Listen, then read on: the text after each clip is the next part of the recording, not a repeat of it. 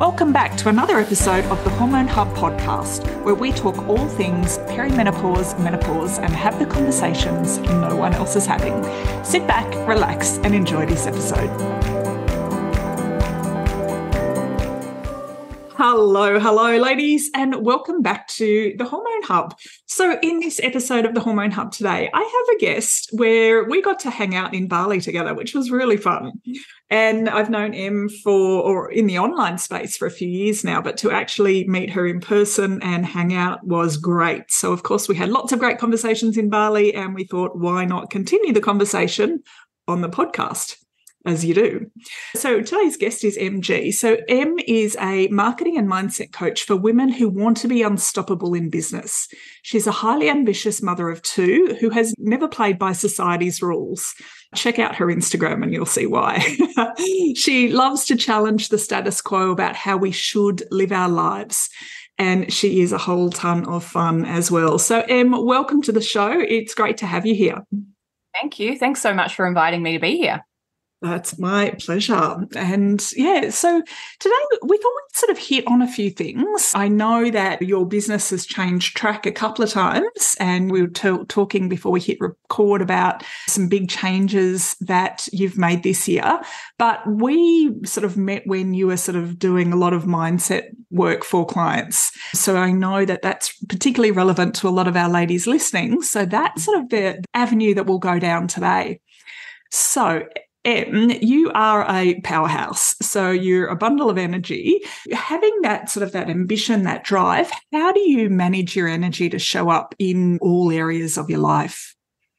Yes, and I want to go back and talk about how I'd made those changes because, as you know, I was doing mindset.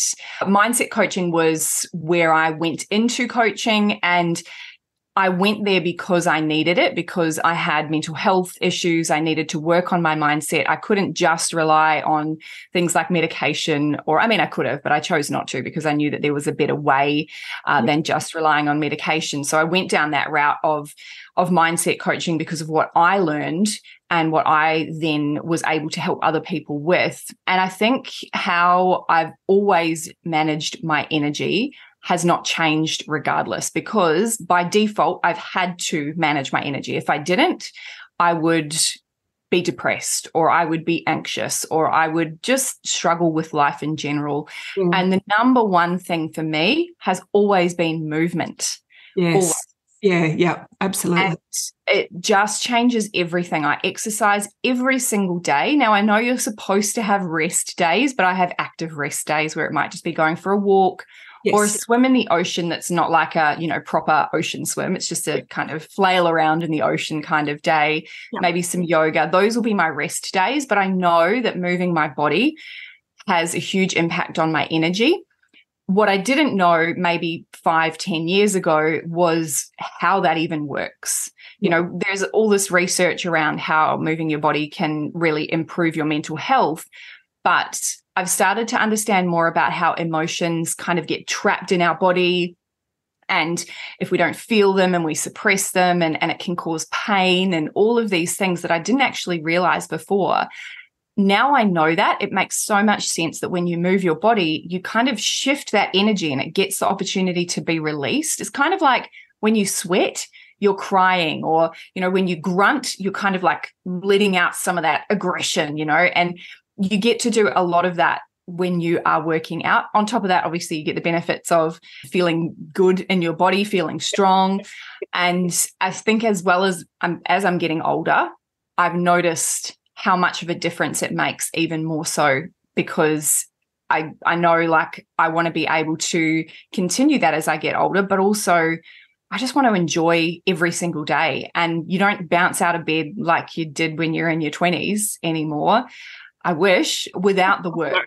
Yeah. Even, in your 20s and you had 3 bottles of wine the night before, you still bounce out of bed. But, now it's like 1 glass of wine. I'm going, oh, my gosh. Yeah. And I'm so glad you said that, because this is something I talk about all the time. And for me and the clients that I work with, it's movement. As long as you are moving your body every single day, and it's exactly that, you're just shifting it up. You've got that blood flow, you're creating those endorphins. So it's always that thing, like, even though you might feel tired, said, just by moving your body, it creates more energy, which sounds counterintuitive, but it's 100% true. Yeah, it is. And I mean, I went and studied personal training specifically because I just wanted to be doing movement. That was my very, very first business, was PT. I started up my own small gym, and I just wanted to be moving every single day and get paid for it. And I was potentially over moving at that point because I'd, be working out with clients, and I do have to be really aware of that. But that again comes back to that mindset of, also don't overdo it, because then you're going to completely wreck your nervous system. You need to have that balance. Yeah, that's right. It's all about, and funny you say that your first business was a PT. Me too. Oh, it's funny. I didn't know that. Yeah. Well, that was one area we didn't cover in Bali. Yeah. It was a long time ago.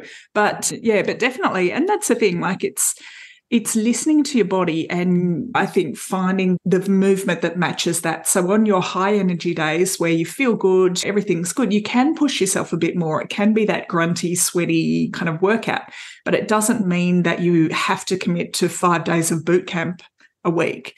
Because, and I always say to my clients, if you're doing something like boot camp or a high intensity or a CrossFit or something like that, and you come home and you need a nap later in the day, it's not the right kind of movement for you right now.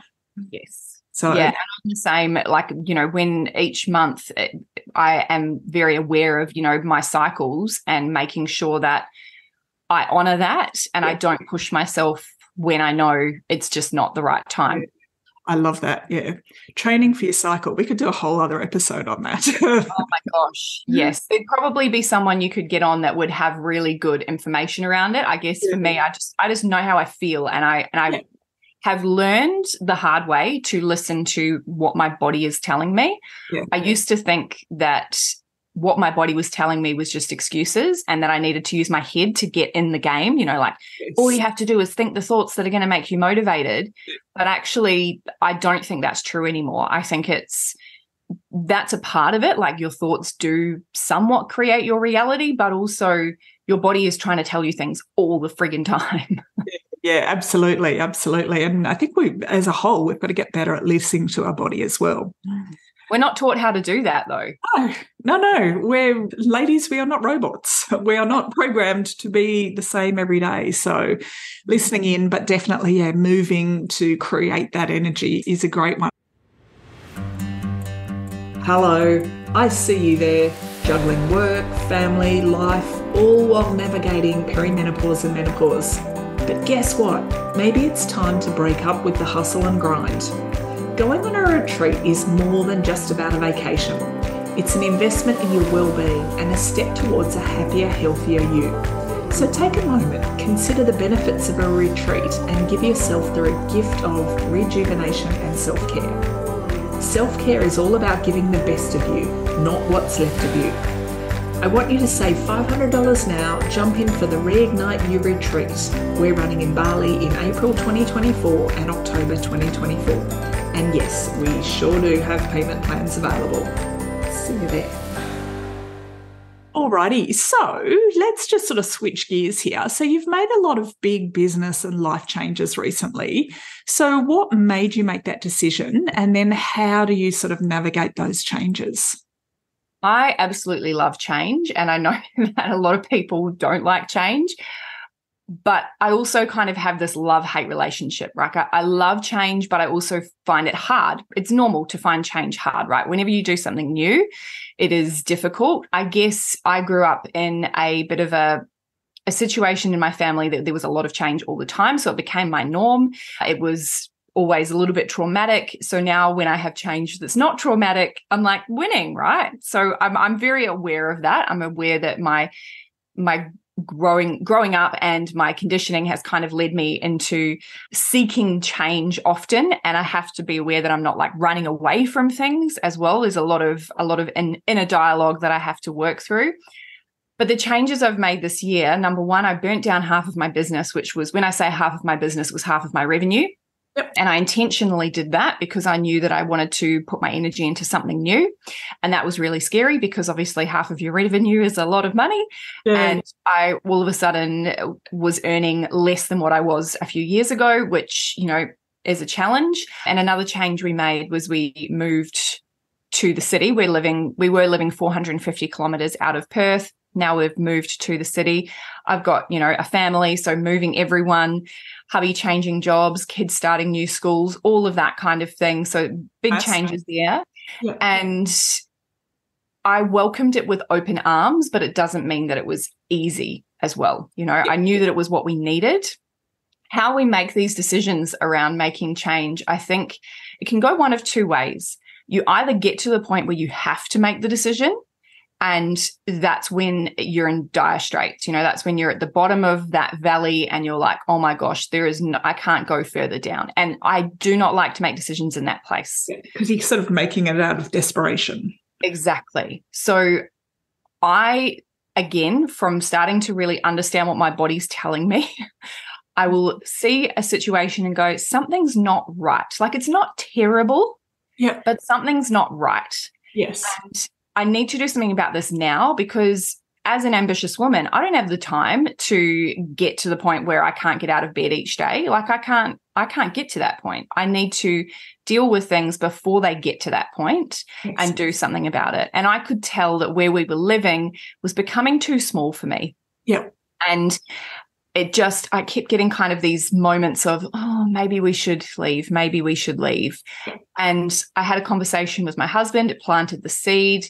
And then it was all go. It never got to the point where we were living that it was horrible, but it was just like, I'm feeling that pull and I need to listen to that pull, because if I don't, eventually it's just going to knock me over like a road train, Yeah. And so that was that decision. With the business, it was the same thing. It's like these little nudges. Usually it's something that wakes me up at night and I'm like, waking up, I'm like, oh, am I doing the right thing? Is this what I should be doing, or should I be doing something else? And when it starts to wake me up at night, I know, okay, something has to change. Yes. And I think a lot of the time people assume just changing a little bit would be easier. Yeah. But actually, most of the time, ripping out the rug from underneath and building a whole new empire can actually be easier, because you come in with fresh energy. And that's pretty much what I did. So I had a program called The Unstoppables, which was a mastermind, relatively high price point. And I wanted to shift into helping women that weren't able to necessarily afford that. But I was kind of, at that roadblock of, well, how do I value my time? How do I make sure that this works for me, but also for women that are investing in this? Because even for them, it's $97 a month. Even for them, that might be a lot of money. And I started to explore artificial intelligence. And so I've basically built a new wing of my business around artificial intelligence, around AI. And there's potentially some women listening to this going, oh my God, that sounds crazy. It's so not crazy in 2023. It's happening everywhere, right? That's it. And I think if we don't sort of educate ourselves about what it is, because there's a fair amount of fear around it too, but we're always fearful of what we don't know. So I think it's only going to become a bigger and bigger part of our lives. So it's something we need to educate ourselves about, learn how we can embrace it, because if we don't, we're going to be left behind. I 100% agree with that. I could record an entire episode on this. It's something that I'm very big on right now, particularly for women. We need to be using it, not just because we're going to get left behind, but because we're going to lose time. AI, when you use it correctly, can save you so much time. And it doesn't matter whether you have a business or not. Literally, I had a camping trip that I got ChatGPT to help me plan. I told ChatGPT where I was going, who I was going with, what camping equipment we had. It planned out my full packing list, my entire menu, and my shopping list, so that I knew what to go and get from the shops, some camping games, some wet weather activities, even some camping jokes. So camping. Yeah. And we did get wet weather. I must have manifested it by putting it into ChatGPT. And just the fact that you can plan all of that without having to use so much energy and brain space is huge for women, because we wear so many hats. Yeah, and I think we tend to, when we're planning for something, say like a camping trip, we have to think of every case scenario. We have to think of wet weather, dry weather, windy weather, cold weather, all of the scenarios, and cater for that accordingly. Whereas if we've got the tools there to help us, it can be 100% something that makes our lives easier. Yeah, and it's a conversation. So, for example, I said to ChatGPT, because one of the suggestions it gave was peanut butter and jelly sandwiches. I was like, okay, just so you know, ChatGPT, I live in Australia. Yeah. Don't eat that. So can you please change this menu to, be a bit more Australian? And of course, it comes back with Vegemite and cheese sandwiches and stuff. You're training it. Yeah. And the other thing that's important, and I know I could go off on a tangent on this, but I just want to mention this one thing, is because men create AI, we need women using it, because when you use it, you're training it. Yes. And at the moment, the people creating it are men, and that means it's getting their viewpoint. And it's a very small group of men in Silicon Valley, right? So what we need is more women using it, so that when you're using it, you're training it, and it gets the female perspective. Brings more of that sort of feminine side in. Yeah, absolutely. Absolutely. And you can, we've got totally gone off track now, but you can put in your details into ChatGPT. So just so you know, people listen, I know Em knows this, but you can put in who you are, your age, where you live, what your interests are, what your voice is, and do it. So I actually use ChatGPT. I use it in my business, but I actually used it to write a letter to our school principal asking for a reduction in school fees. Yes. Because I knew what I wanted to write, but I just wanted to do it better, because you're writing to the school principal, it has to be right. So I ran it through chat. It sounded amazing. I sent it off, and then my husband's laughing and he's going, they probably have screening tools for that, and they'll pick up that it's been written by ChatGPT. The thing is, they can't. So that's not possible yet, because if you have two computers side by side that you put the exact same prompt in, it will come up with a different response. Yeah, okay. I mean, the thing is, ChatGPT does sound a bit like ChatGPT, so it kind of, if you just copy and paste it, usually it's obvious because they put way too many of the same words in. Yeah. But I use it all the time for letters. I have a letter that I have to write that I'm going to be using ChatGPT today. Yeah. Oh, no, I definitely edited it, but I just thought, oh, my God, brilliant. And it literally saved me an hour of my time. If you have a moment where you write an aggressive email back to someone and you're like, I'm not going to send that, copy and paste the aggressive email into ChatGPT and say, make this friendly and professional. Yeah. So you get the opportunity, and this is actually good, right? This brings back to emotions. You get the opportunity to write the letter the way you want to say it, with all the swear words and all of the passive aggressiveness that you like, and you let that out. Yeah.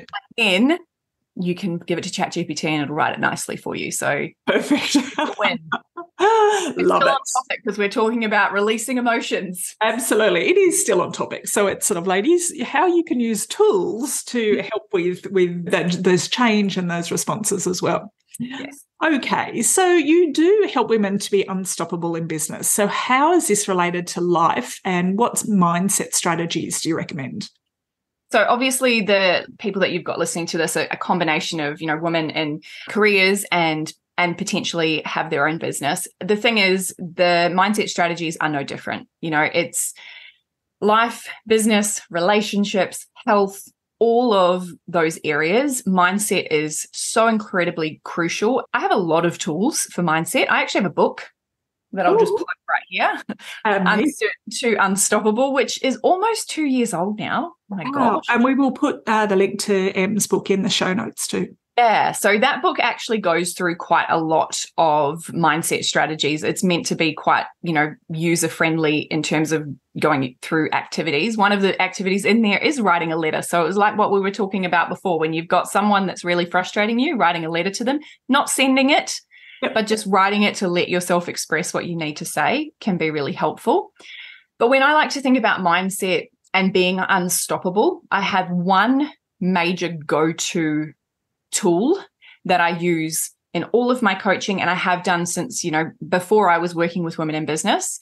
And it's one I know I will have shared when I was coming into Angie's group. I absolutely will have shared this. I share it constantly in my group coaching programs. And it's a combination of cognitive behavioral therapy and neuro-linguistic programming. So I did cognitive behavioral therapy myself when I was in my 20s and struggling with anxiety. And then in my 30s, I learned NLP. And I had this moment where I realized there was this powerful way of getting our brain or our mind, our body, just getting our being into a state of knowing that it's going to be okay no matter what.